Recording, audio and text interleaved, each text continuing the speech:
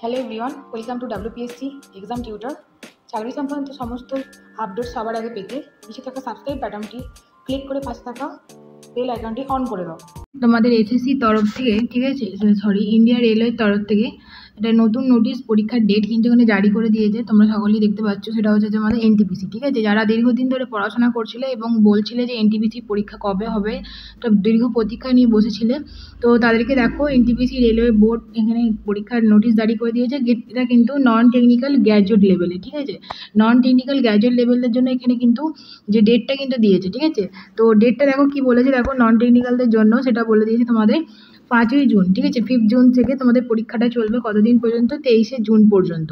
ঠিক আছে, 15 দিন ধরে নন টেকনিক্যাল গ্র্যাজুয়েট পোস্টের জন্য কিন্তু CBT টেস্ট যে হবে, কম্পিউটার টেস্ট, তো CBT 1 সেটা তোমাদের পরীক্ষা চলবে 5ই জুন থেকে 23শে জুন পর্যন্ত। ঠিক আছে, তো এবার সমস্যা হলো যারা তাহলে নন টেকনিক্যাল তোমাদের আন্ডার গ্র্যাজুয়েটের মধ্যে আছে, তো তারা হয়তো ভাবে তাহলে আমাদের ডেট কবে, তাহলে আমাদের পরীক্ষার ডেটটা কবে হবে। ঠিক আছে, তো সেক্ষেত্রে দেখো এখানে যেটা বলে দেওয়া আছে যে তোমাদের এক্সাম সেন্টার কল লেটার কিন্তু কবে থেকে তোমাদের দেওয়া শুরু হবে, সেটা হচ্ছে তোমাদের ডাউনলোড করতে পারবে পরীক্ষার 4 দিন আগে থেকে। একটা লিঙ্ক দিয়ে দেবে, সেই লিঙ্ক থেকে। ঠিক আছে, আর এমনি তোমরা জানো RRB যে apply.government.in, ওখানে তোমরা লগ ইন করবে। লগ ইন করে তোমাদের স্টুডেন্টের যে ওখানে হিস্ট্রি আছে, ক্যান্ডিডেট হিস্ট্রি, সেখান থেকে তোমরা ওখান থেকে তোমাদের নিজেদের ফর্মটা তোমরা ওখান থেকে দেখতে পাবে। ঠিক আছে, আচ্ছা, আর ডাউনলোড যে তোমাদের কল লেটার ডাউনলোড লিঙ্ক, সেটা কিন্তু তোমাদের পরীক্ষার 4 দিন আগে দেওয়া হবে। ঠিক আছে, তোমাদের কাছে দেওয়া হবে।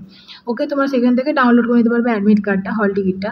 আচ্ছা, এগুলো দিয়ে এবার দেখো রইলো বাকি তোমাদের যে আন্ডার গ্র্যাজুয়েট লেভেল যারা পরীক্ষা দেবে, তারা তাহলে সমস্যায় পড়লে যে তাহলে আমাদের কবে পরীক্ষা হবে। ঠিক আছে, আমাদের কবে পরীক্ষা হবে দেখো, এটা তোমাদের এটা বলে দেওয়া আছে তোমাদের জুন মাসে 23 তারিখে যদি শেষ হয়। ঠিক আছে, জুন মাসে 23 তারিখে, 5 জুন থেকে 23শে জুন পর্যন্ত তোমাদের আন্ডার গ্র্যাজুয়েট গ্র্যাজুয়েটটা তোমাদের এখানে কমপ্লিট হচ্ছে।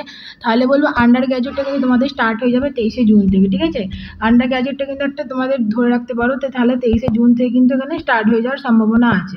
ওকে, আচ্ছা, এরপর দেখো এটা তোমাদের গেল কি, এটা গেল তোমাদের আন্ডার গ্র্যাজুয়েট। ঠিক আছে, মানে 12-এর জন্য। ওকে, 12 হচ্ছে যে নন টেকনিক্যাল। আচ্ছা, এরপর যদি তোমাদের তাহলে অনেকেই আছে, এরপর তাহলে বলবে যে গ্রুপ ডি কবে পরীক্ষা হবে। গ্রুপ ডিতে তাহলে তোমরা একটা ধরে চলো, সেটা হচ্ছে জুলাই। ঠিক আছে, জুলাই তোমাদের গ্রুপ ডি। ঠিক আছে, জুলাই তোমাদের গ্রুপ ডি। ওকে, এরকম ধরে তোমরা চলো, পরীক্ষাটা তোমাদের ধরে তোমরা এগো ডেটটা হিসাবে। তো জুলাইয়ের মধ্যে তোমাদের গ্রুপ ডি হয়ে যাচ্ছে, আর জুনে তোমাদের 23 কিংবা 20 থেকে তোমাদের স্টার্ট হয়ে যাবে নন টেকনিক্যাল আন্ডার গ্র্যাজুয়েটটা। আর এটা তোমাদের ডেটটা দিয়ে দিয়েছে গ্র্যাজুয়েট লেভেল। ঠিক আছে, তো এটা যদি 15 দিন ধরে চলে, তাহলে একটা ভেবে রাখতে পারো নন টেকনিক্যাল আন্ডার গ্র্যাজুয়েটটা কিন্তু 15 দিন ধরে চলবে। ঠিক আছে, তো জুলাই শেষ দিক করে গ্রুপ ডি কিন্তু পরীক্ষা স্টার্ট হয়ে যাওয়ার একটা সম্ভাবনা আছে। তো এই ছিল আজকের নোটিশ। আশা করি বোঝাতে পেরেছি। ফুল নোটিশটা আমি আমার টেলিগ্রাম চ্যানেলে দিয়ে দেবো। তোমাদের যদি ভালো লেগে থাকে ভিডিওটা সকলের সাথে শেয়ার করো, আরও বেশি বেশি করে সকলের সাথে ইনফরমেশন শেয়ার করো। আর ভিডিওটা যদি ভালো লেগে থাকে, হেল্পফুল মনে হয়, অবশ্যই একটি লাইক সাবস্ক্রাইব করে দিয়ে আমার পাশে থেকো। ভালো করে পড়াশোনা করো। Tata, by.